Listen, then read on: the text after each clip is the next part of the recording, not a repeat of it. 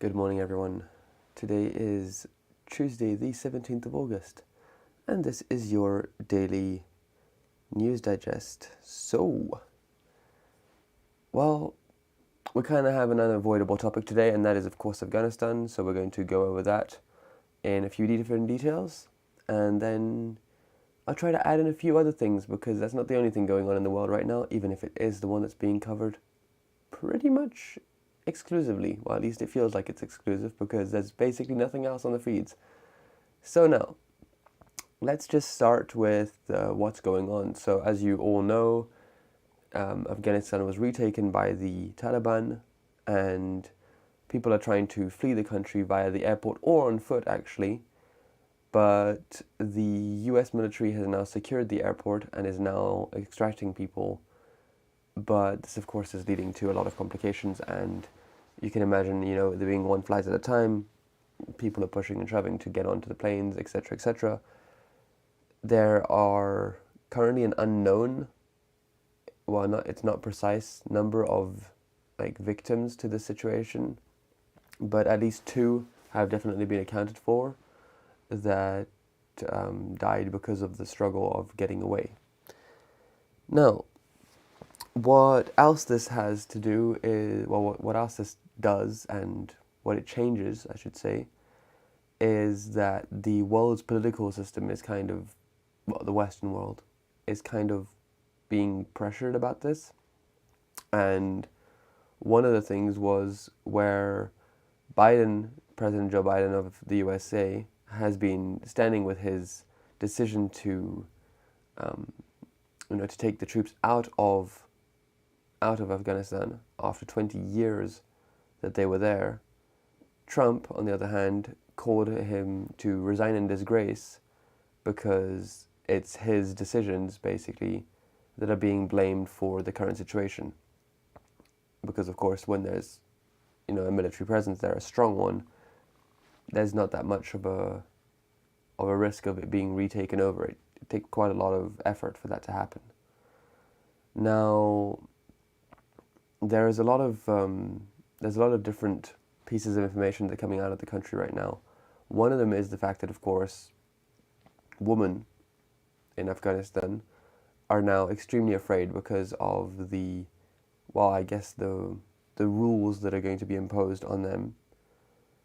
I'm trying to keep it into softer terms, but one of the things that's now being really revealed is the fact that the women in media specifically are somewhat powerless. I mean, all of them are because of the new rule, but the media people are even more targeted, if you want, because of course they reveal themselves to the world by showing their faces and things, which is against even more rules and even more restrictions.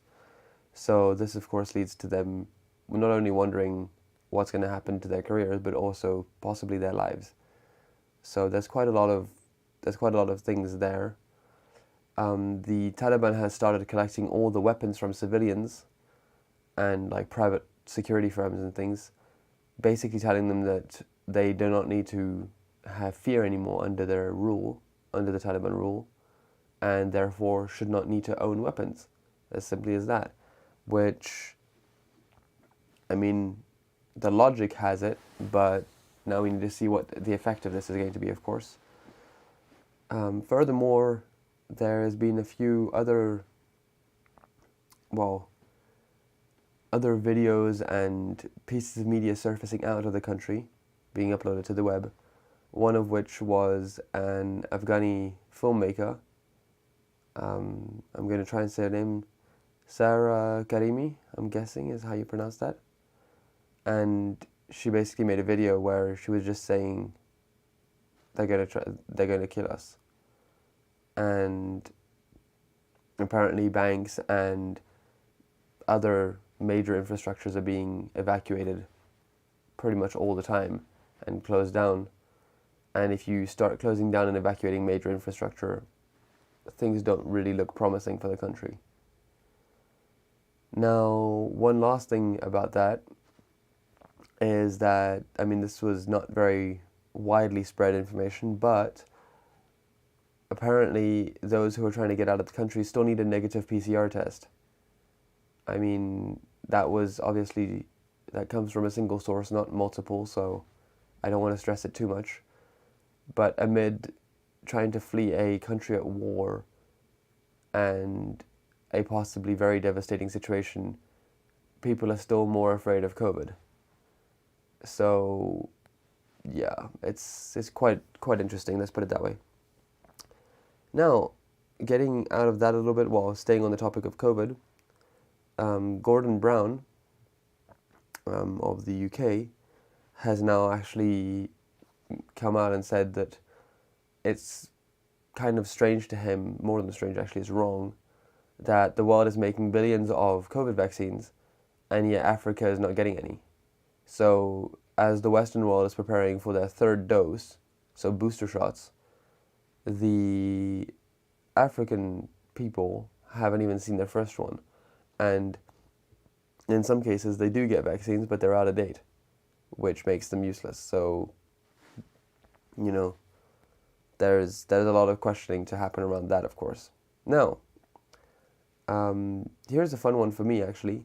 So Princess Beatrice said that her dyslexia was a lucky gift, and that her children would also be lucky to have it. So that's actually quite interesting coming from, well, for a dyslexic person like myself. I find it quite interesting actually that someone would say that dyslexia is a gift, because it's quite something, well, it's quite complicated to live with, let's put it that way. And it leads to a lot of complications when you go through schooling. So it would be interesting to know why exactly she said that, and why she thinks that having a, well, I guess you want to call it a disorder that makes you read things wrong all the time, why would that be good? Like, I have to question that. It's a little bit strange. Now, just going through a bit of the other news. One of the biggest reservoirs in the U.S. that, basically their water has declared a historic shortage, and that's been forcing massive water restrictions across the west of the USA. I'm trying to go through to see if there's anything. Not much. There's not much huge stuff going on still. The earthquake in Haiti has an increasing number of victims, sadly, so that's not a good thing at all. So I really want to stress people to actually still stay on top of that information as well. You know, don't just focus on Afghanistan, even if that's what's being majorly drilled out right now. There's other things happening as well. Apparently, there's a video from Hillary Clinton, who, well, she predicted apparently the chaos in Afghanistan. And as I said, there's a lot more. There's a lot more around what's going on there. So here's an interesting one. Apparently, Jeff Bezos of Blue Origin and Amazon sued NASA over its deal with Elon Musk's SpaceX, claiming that they were unfairly treated. So yeah, they're not very happy that, he's not very happy that they lost the lunar landing bet. So because of that, he's suing them. Interesting. And I mean, there's not much going on. There's not much really crazy going on.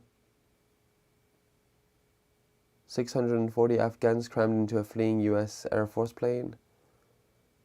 That's still going on. And now there are fires in Jerusalem as well. So, yeah, it would seem like that whole area is kind of burning, and not just a little bit. So, yeah, That's quite intense. Let's put it that way.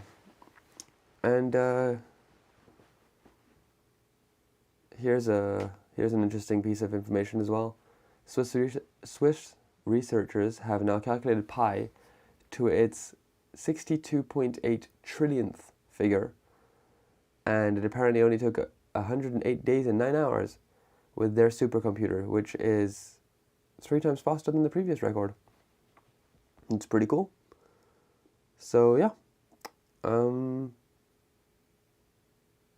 I guess things are going pretty much towards pointing to the end of this episode, because although there's a lot of other things going on, none of them are what I would call major critical news right now, because they're not being covered that much. So we're going to stop there for today.